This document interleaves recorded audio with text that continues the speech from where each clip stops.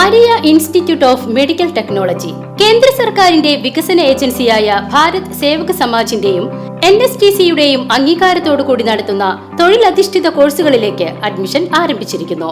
Diploma in hospital management, diploma in medical laboratory technology, diploma in pharmacy assistant, diploma in patient care assistant nursing, diploma in dialysis technology, diploma in x ray technician, diploma in operation theatre and anaesthesia technology, diploma in Ayurveda nursing. വിജയകരമായി training പൂർത്തിയാക്കുന്ന ഏവർക്കും വിദേശത്തും സ്വദേശത്തും തൊഴിലവസരം. സാമ്പത്തികമായി പിന്നോക്കം നിൽക്കുന്ന കുട്ടികൾക്ക് ഒട്ടേറെ ആനുകൂല്യങ്ങൾ. വിദ്യാർത്ഥികൾക്കായി സൗജന്യമായി യൂണിഫോം, ID കാർഡ് വിതരണം, concession card, computer and spoken English ക്ലാസുകളും ലഭ്യമാണ്. SSLC, +2, VHSC എന്നീ വിദ്യാർത്ഥികൾക്ക് അപേക്ഷിക്കാവുന്നതാണ്. സ്ത്രീകൾക്ക് KSRTCയിൽ സൗജന്യ യാത്ര അനുവദിച്ച സർക്കാർ നയം സ്വകാര്യ ബസ് മേഖലയെ തകർക്കുമെന്ന് all Kerala bus operators organisation ഭാരവാഹികൾ. UDF സർക്കാർ KSRTC ഓർഡിനറി ബസ്സുകളിൽ സ്ത്രീകൾക്കായി നടപ്പിലാക്കിയ സൗജന്യ യാത്രാ പദ്ധതി സ്വകാര്യ ബസ് സർവീസ് മേഖലയെ പൂർണ്ണമായി തകർക്കുന്നതാണെന്ന് all Kerala bus operators organisation Ottapalam Thiruvilwamala മേഖലാ സെക്രട്ടറി സുനിൽ റഹ്മാൻ ആരോപിച്ചു. സ്ത്രീകൾക്ക് സൗജന്യ യാത്ര എന്നുള്ള ഈ പദ്ധതി നിലവിൽ വരുന്നതോടുകൂടി പ്രൈവറ്റ് ബസ്സുകളിൽ കയറാൻ യാത്ര ചെയ്യാൻ സ്ത്രീകളില്ലാത്തൊരവസ്ഥയുണ്ടാവും. 20 വർഷം മുമ്പ് കേരള സംസ്ഥാനത്ത് 34,000-ഓളം സ്വകാര്യ ബസ്സുകൾ ഉണ്ടായിരുന്നത് ഇപ്പോൾ മോട്ടോർ വാഹന വകുപ്പിൻ്റെ കണക്ക് പ്രകാരം ഇപ്പോൾ നിലവിൽ 8,000 ചുരുങ്ങിയിരിക്കുകയാണ്. അത്രത്തോളം പ്രതിസന്ധി നേരിടുന്ന ഒരു മേഖലയാണ് സ്വകാര്യ ബസ് മേഖല.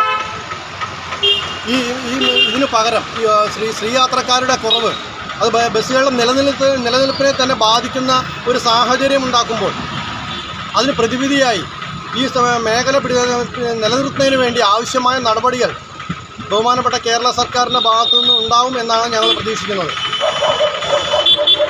ഞങ്ങൾ ബസ് മേഖലയെ ഒരു വ്യവസായമായി അംഗീകരിക്കുകയും ബസ്സുകളുടെ ത്രൈമാസ നികുതിയിൽ ഇളവ് തരുകയും വിദ്യാർത്ഥികളുടെ ബസ് ചാർജ് ഇപ്പോഴും 1 രൂപയാണ്. 2012 വിദ്യാർത്ഥികളുടെ ബസ് ചാർജ് 1 രൂപയായി വർദ്ധിപ്പിച്ചത്. അതിനുശേഷം ഇതുവരെയും വിദ്യാർത്ഥികൾക്കായി 1 രൂപയിൽ തന്നെയാണ് ഇപ്പോഴും വിദ്യാർത്ഥികളുടെ ചാർജ് ഉള്ളത്. വിദ്യാർത്ഥികളുടെ ചാർജ് ഇപ്പോഴത്തെ അവസ്ഥയിൽ കാലോചിതമായി വർദ്ധിപ്പിക്കുക. കാരണം കഴിഞ്ഞ 2022 ബസ് ചാർജ് വർദ്ധിപ്പിച്ചതിന് ശേഷം ഇതുവരെ ഡീസലിന് 10 രൂപ, ലിറ്ററിന് 10 രൂപയാണ് വർദ്ധിപ്പിച്ചിരിക്കുന്നത്.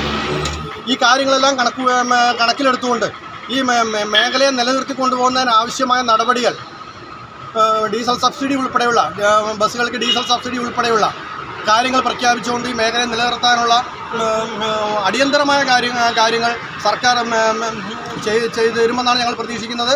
സർക്കാരിന്റെ തലതിരിഞ്ഞ നയം സ്വകാര്യ ബസ് വ്യവസായത്തെ കടുത്ത പ്രതിസന്ധിയിലാക്കുമെന്നും അദ്ദേഹം CCV ന്യൂസിനോട് നൽകിയ പ്രത്യേക അഭിമുഖത്തിൽ വ്യക്തമാക്കി.